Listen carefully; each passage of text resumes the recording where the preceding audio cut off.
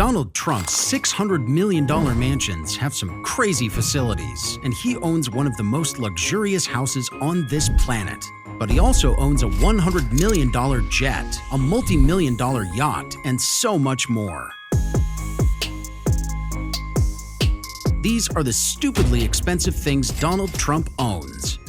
But first, let's start with his multi-millionaire apartment, which he didn't buy himself. Yeah, just as spoiled kids get all the money from their seniors, Trump was no exception. When Donald Trump was younger, his father, who is a real estate developer in Queens and Brooklyn, provided him with the financial resources necessary to test his luck in the Manhattan real estate market. The young Midas now manages his dominion from a penthouse that is 3 stories tall and located at the top of Trump Tower. The penthouse is valued at $150 million. The apartment is decorated in what we will simply refer to as super fancy Trump style. It is located on the top floor of a glass tower that is 68 stories tall and is located at 725 Fifth Avenue, which is where his high-profile office is located. In addition to having floor-to-ceiling windows, hand-painted ceilings, fountains, murals, vast amounts of marble, and the crowning beauty, 2 enormous gold-plated entrance doors, it was designed to be modeled after the Palace of Versailles. Guess what, however? It is said that CR7 once spent $18.5 million on an apartment in the tower. Donald Trump literally needs fitness techniques from his neighbor. But wait, there are no neighbors in his Mar-a-Lago home, because it is so expensive that no one can think of buying the land in that area. The Mar-a-Lago home in Palm Beach, which was purchased in 1985 for a mere $10 million, is not to be taken lightly. It boasts an astounding 58 bedrooms, 33 bathrooms, and get this, 3 bomb shelters, just in case things get a little out of hand. Trump had a preposterous existence there for a good 10 years before he made the decision, hey, let's turn this into an exclusive club. Over the course of 10 years, Trump used the estate as a venue for events with his close friends. He even played host to celebrities such as Michael Jackson and Lisa Marie Presley on their honeymoon. The following year, in 1995, he went all out and turned it into a posh club that was only open to members, but he preserved a hidden area for the family. After slapping on a big ballroom that was 20,000 square feet in size, he threw a mega feast for his 3rd wedding to Melania in the year 2005 on the occasion of their wedding. What about the guest list? It's only 500 people, and that includes the Clintons. Quite the place to throw a party. On the other hand, during the summer months, Trump enjoys nothing more than opening the doors of his $40 million, 39,000 square foot 7 Springs mansion. Trump, on the other hand, has his very own private resort, Le Chateau de Palmières, which is located on the island of St. Martin in the Caribbean. He uses it whenever he's in the mood for some tropical effects. If he decides to go to the West Coast, there is no need to be concerned because he has his very own apartment in Beverly Hills where he may stay. This is what we mean when we talk about having options. However, Trump is not the type of person to celebrate with a bottle of wine of any kind. Rather, he goes for the big deal. Because of this, when it comes to owning a vineyard, it is not only about the wine, it is about transforming a piece of land into a masterpiece. Consider the winery in Charlottesville, Virginia, which is valued at $30 million. There is more to this winery than simply a simple sip and swirl experience. It is led by the dynamic combination of Trump Jr. and Eric. It has been recognized with 10 gold standards, making it a powerhouse that has won numerous awards.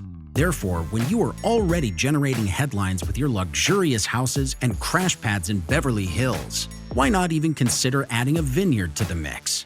The fact that Trump has such a large property portfolio is cause for celebration in and of itself.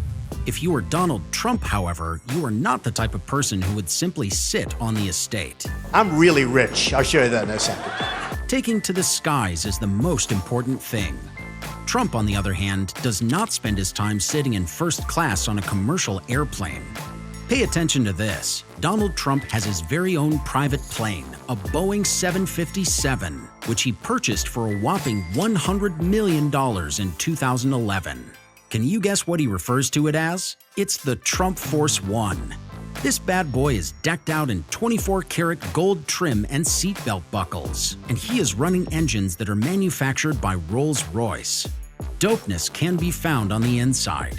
Seating for up to 43 people in leather equipped with television screens and not just one, but 2 master bedrooms. All of this takes place in a facility that is designed to accommodate close to 240 patrons. It goes without saying that you can't ignore the word Trump that is yelling at you from the side. However, why should you be content with just one jet when you have the ability to deploy an entire fleet of aircraft? It is true that he also owns a Cessna Citation X, which he employs in the event that the Boeing goes down for maintenance. In addition to the Boeing and Cessna Citation X corporate jet, Donald Trump possesses not 1, not 2, but 3 private helicopters, each of which costs him a cool $7 million. This is not your typical helicopter. He spent an additional $750,000 to give the interior a slick makeover. Because, well, why not? In the same way as the 757 is nearly everywhere, family crests are also everywhere. And gold? Let's simply state that there is a sufficient amount of it available. The entire vehicle is adorned with 24-karat gold-plated hardware, from the seatbelts to the handles and everything in between.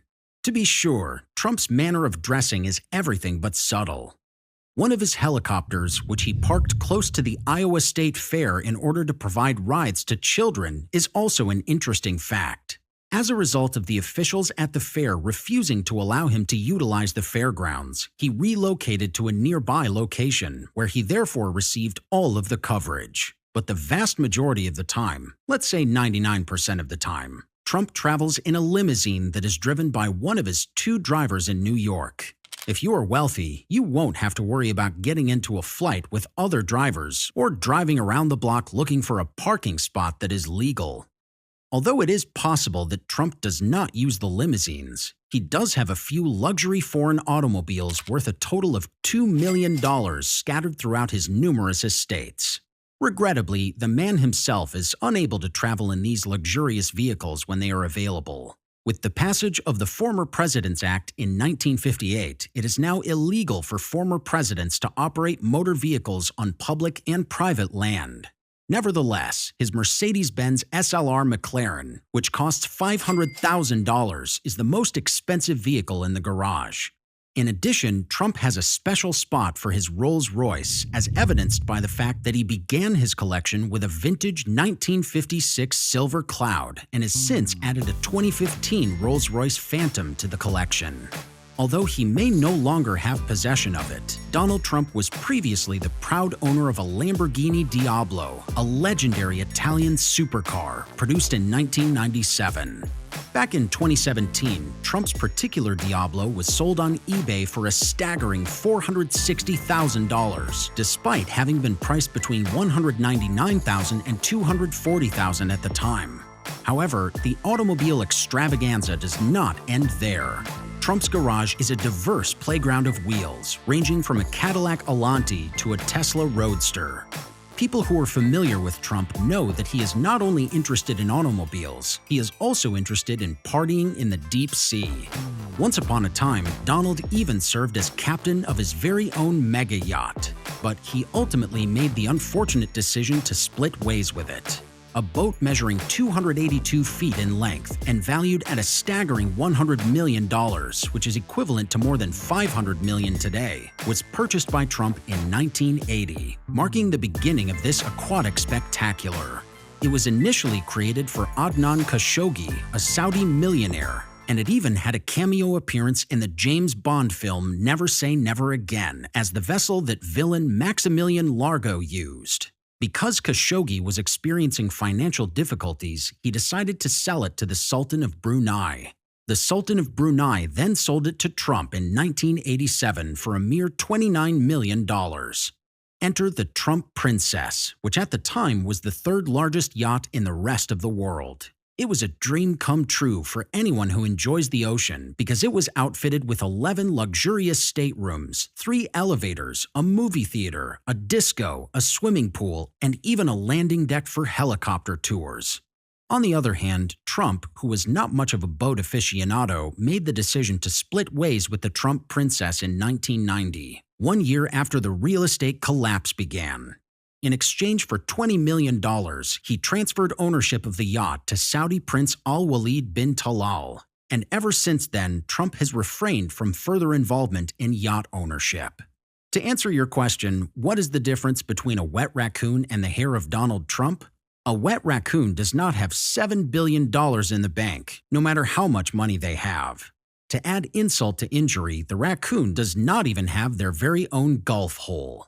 The fact of the matter is that golf is Trump's Achilles heel, and according to both Trump and his golfing friends, he is pretty damned excellent at it. He is not merely a player, rather, he is a golf fanatic who takes pleasure in reducing the number of strokes he takes on the course and takes great delight in designing what he considers to be the best golf courses on the entire planet. At the moment, Trump is the proud owner of more than a dozen golf courses, which are located in a variety of locations, including Scotland, the country where his mother was born, Ireland, Florida, Los Angeles, New Jersey, North Carolina, Pennsylvania, and Virginia.